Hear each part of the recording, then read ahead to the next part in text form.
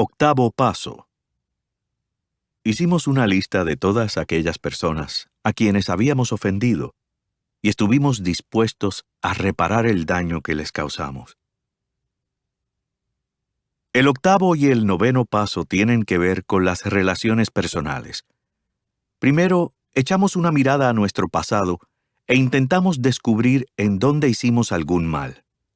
Segundo, hacemos un enérgico esfuerzo para reparar el daño que hemos causado. Y tercero, habiendo limpiado así los escombros del pasado, nos ponemos a considerar cómo trabar, con nuestro recién adquirido conocimiento de nosotros mismos, las mejores relaciones posibles con todos los seres humanos que conozcamos. Menuda tarea. Tal vez la podemos hacer con creciente destreza, sin jamás acabarla. Aprender a vivir con un máximo de paz, cooperación y compañerismo con todo hombre y mujer, sean quienes sean, es una aventura conmovedora y fascinante. Cada miembro de Alcohólicos Anónimos se ha dado cuenta de que no puede hacer casi ningún progreso en esta aventura hasta que no se vuelva atrás para repasar, minuciosa y despiadadamente, los desechos humanos que ha dejado en su trayectoria. Hasta cierto grado, ya lo ha hecho al hacer su inventario moral, pero ahora ha llegado el momento de redoblar sus esfuerzos para ver a cuántas personas ha lastimado y de qué manera. El volver a abrir estas heridas emocionales, algunas viejas, otras tal vez olvidadas, y otras más todavía supurando dolorosamente, podrá parecernos al principio una intervención quirúrgica innecesaria e inútil. Pero si se comienza con buena voluntad, las grandes ventajas de hacerlo se manifestarán con tal rapidez que el dolor se irá atenuando conforme se vaya desvaneciendo un obstáculo tras otro. No obstante, estos obstáculos son sin duda realidades. El primero, y uno de los más difíciles de superar, tiene que ver con el perdón. En cuanto empezamos a pensar en una relación rota o retorcida con otra persona, nos ponemos emocionalmente a la defensiva. Para evitar mirar los daños que hemos causado a otra persona, nos enfocamos con resentimiento en el mal que nos ha hecho. Nos resulta aún más fácil hacerlo si, en realidad, esta persona no siempre se ha comportado bien. Triunfantes, nos aferramos a su mala conducta, convirtiéndola en el pretexto ideal para minimizar o ignorar nuestra propia mala conducta. En este preciso instante tenemos que echar el freno. No tiene mucho sentido que seamos nosotros quienes tiremos la primera piedra. Recordemos que los alcohólicos no son los únicos aquejados de emociones enfermas. Además, por lo general, es un hecho innegable que nuestro comportamiento cuando bebíamos ha agravado los defectos de otras personas.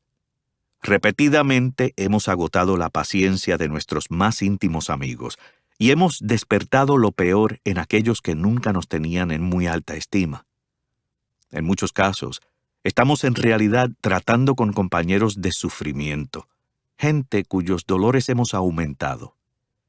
Si ahora nos encontramos a punto de pedir el perdón para nosotros mismos, ¿por qué no empezar perdonándolos a todos ellos? Al hacer la lista de las personas a quienes hemos ofendido, la mayoría de nosotros nos tropezamos con otro obstáculo sólido. Sufrimos un tremendo impacto cuando nos dimos cuenta de que nos estábamos preparando para admitir nuestra mala conducta cara a cara ante aquellos a quienes habíamos perjudicado. Ya nos habíamos sentido suficientemente avergonzados cuando en confianza habíamos admitido estas cosas ante Dios, ante nosotros mismos y ante otro ser humano. Pero la idea de ir a visitar o incluso escribir a la gente afectada nos abrumaba, sobre todo al recordar el mal concepto que tenían de nosotros la mayoría de estas personas. También había casos en los que habíamos perjudicado a otras personas que seguían viviendo tan felices sin tener la menor idea del daño que les habíamos causado. ¿Por qué, protestamos, no decir lo pasado pasado? ¿Por qué tenemos que ponernos a pensar en esa gente? Estas eran algunas de las formas en las que el temor conspiraba con el orgullo, para impedir que hiciéramos una lista de todas las personas que habíamos perjudicado. Algunos de nosotros nos encontramos con otro obstáculo muy distinto.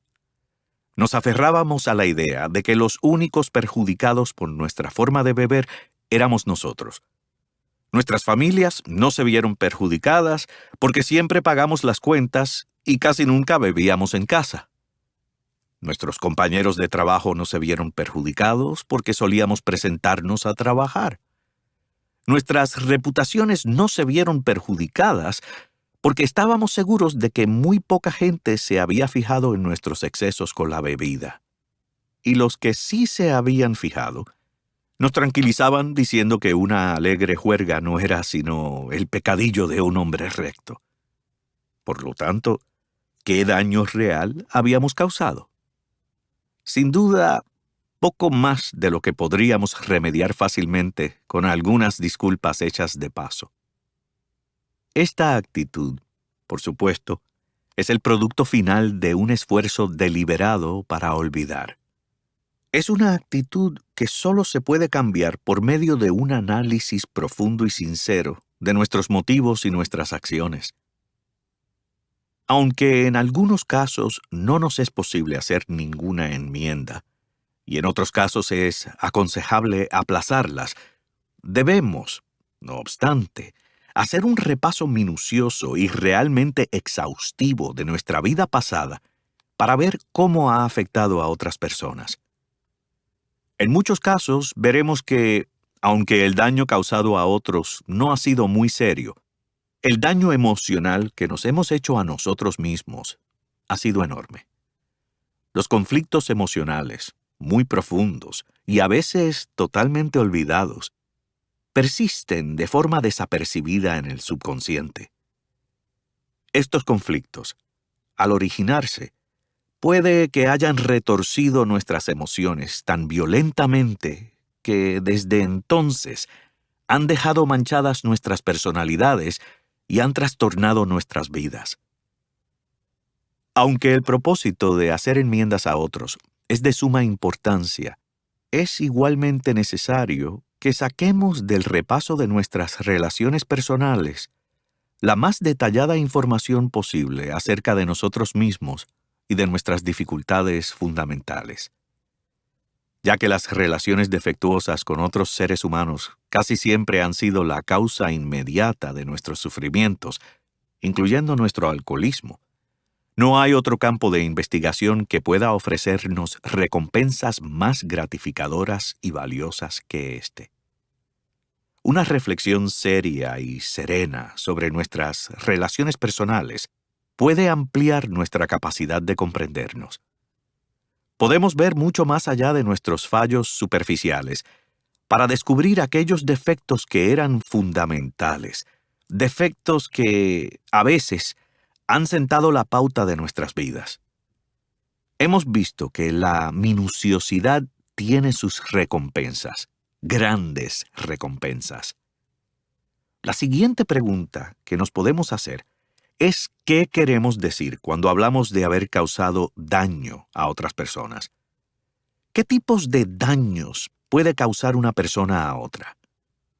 Para definir la palabra daño de una manera práctica, podemos decir que es el resultado de un choque de los instintos que le causa a alguien un perjuicio físico, mental, emocional o espiritual. Si asiduamente tenemos mal genio, despertamos la ira en otros. Si mentimos o engañamos, no solo privamos a otros de sus bienes materiales, sino también de su seguridad emocional y de su tranquilidad de espíritu. En realidad, les estamos invitando a que se conviertan en seres desdeñosos y vengativos. Si nos comportamos de forma egoísta en nuestra conducta sexual, es posible que provoquemos los celos, la angustia y un fuerte deseo de devolver con la misma moneda. Estas afrentas tan descaradas no constituyen ni mucho menos una lista completa de los daños que podemos causar. Consideremos algunas de las más sutiles que a veces pueden ser tan dañinas. Supongamos que somos tacaños, irresponsables, insensibles o fríos con nuestras familias. Supongamos que somos irritables, criticones, impacientes y sin ningún sentido del humor. Supongamos que colmamos de atenciones a un miembro de la familia y descuidamos a los demás. ¿Qué sucede cuando intentamos dominar a toda la familia, ya sea con mano de hierro o inundándoles con un sinfín de indicaciones minuciosas acerca de cómo deben vivir sus vidas de hora en hora? ¿Qué sucede cuando nos sumimos en la depresión, resumando autocompasión por cada poro, e imponemos nuestras aflicciones en todos los que nos rodean? Tal lista de daños causados a otra gente, daños que hacen que la convivencia con nosotros como alcohólicos activos sea difícil y a menudo inaguantable, puede alargarse casi indefinidamente. Cuando llevamos estos rasgos de personalidad al taller, a la oficina o a cualquier otra actividad social, pueden causar daños casi tan grandes como los que hemos causado en casa. Una vez que hemos examinado cuidadosamente toda esta esfera de las relaciones humanas y hemos determinado exactamente cuáles eran los rasgos de nuestra personalidad que perjudicaban o molestaban a otra gente, podemos empezar a registrar nuestra memoria en busca de las personas a quienes hemos ofendido. No nos debe resultar muy difícil identificar a los más allegados y más profundamente perjudicados.